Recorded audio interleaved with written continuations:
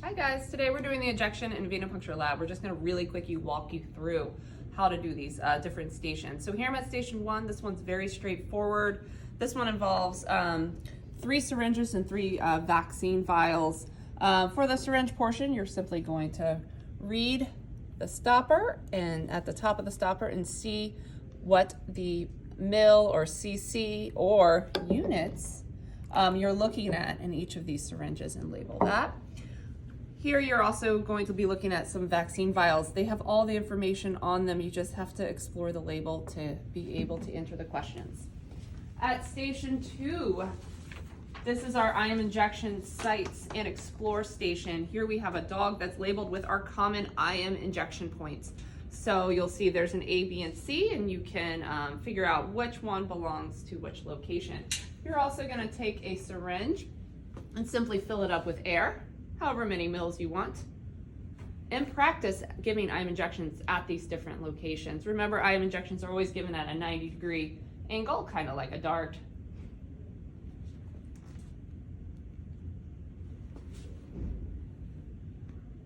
Like so. We also at this station have various syringes and needles here too. You can see that they come in different sizes. The tips of them are different, Lower lock, slip tips, units, different needle sizes, butterfly needles. You can free to explore those. Please keep the caps on any needles so we do not get stuck. We're moving on to station 3 now. Station 3 involves some IM injection pads. So these are absorbent, so we can put liquid into these. Here we have what we're using. We're actually using insulin needles and syringes for this lab. You also have several vials that contain a clear liquid. It's just a diluent, so it's totally safe. You're going to draw up, remove your needle cap and your plunger cap. You're going to hold your vial upside down, pinch between your thumb and your forefinger. There's a rubber stopper in the middle there. There's a circle. You want to go right in that circle. You're going to pierce that with your needle gently, because these are diabetic needles. The needles are very thin. And you're going to gently pull back until you get 5 units. You can pull out of the stopper. If for some reason you drew up some air, all you have to do is flick the air to the top and gently push your syringe and the air should come out. If you need to go back in for more, you can. Now remember, this is an IM injection. We do go in like a dart. So you do need to pinch it between your fingers, go in like a dart, gently pull back on the plunger to make sure you're not in any blood supply, and gently push your contents in. Now after we're done, we do need to use these again, so we do need to do a table recap. So put your cap on the table and gently slide your needle. Other side. Oh, excuse me. Slide your needle into the cap and push. We don't want anyone to accidentally poke themselves. The next station is our subcutaneous station. It has a part 1 and part 2 kind of to the station.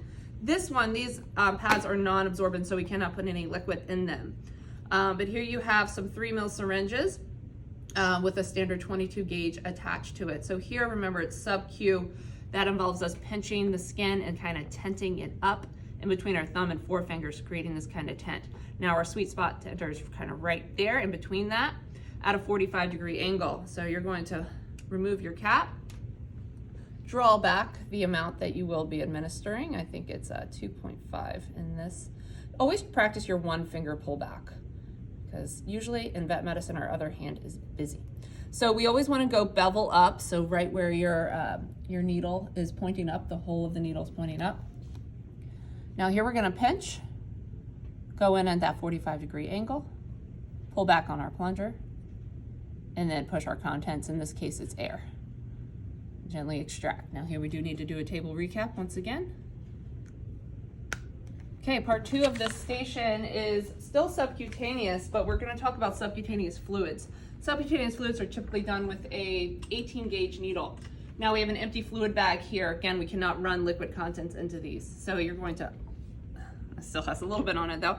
You're going to uncap your needle, do the same thing, pinch, but in this case, subcutaneous fluids are generally given in the scruff where there's a lot of loose skin, so the fluid has a lot of space to go. We pinch and pull up just like we did on the other station, bevel up, And this one is the piercing is gonna feel a little bit different, the needle's bigger. Just like that.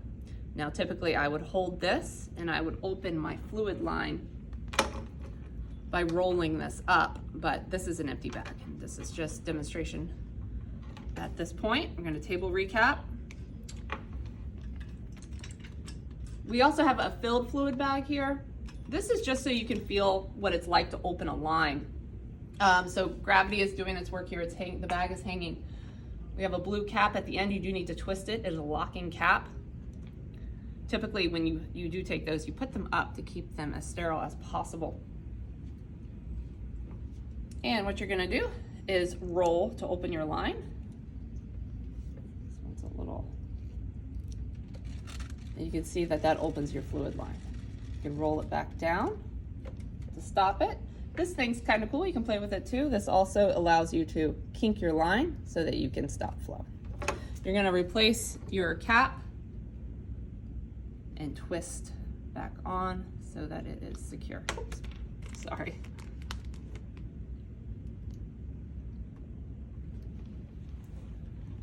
Okay, the next one is moving liquids with different gauge needles. So here we have an 18 gauge, and if you're ever confused, you can always just, a lot of these are labeled. This does say 18 on it. This one's not labeled, but this is our 25 gauger. So here we have vacutainer tubes that have just some yellow water in them. You're gonna pierce with each one to see the difference. So I'm gonna pierce first with my 25 gauger, and when I'm moving, it's just a couple mils from one to the other. Now remember, these are vacutainer tubes, so they do have some sort of pressure in them.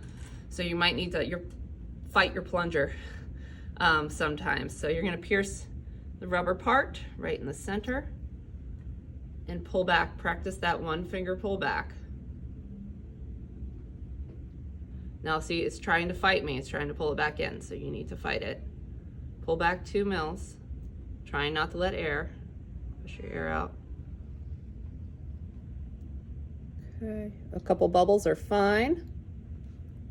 Remove, and then you can pick one of these other guys. Here, I'm actually maybe gonna go on an empty one if I can find one.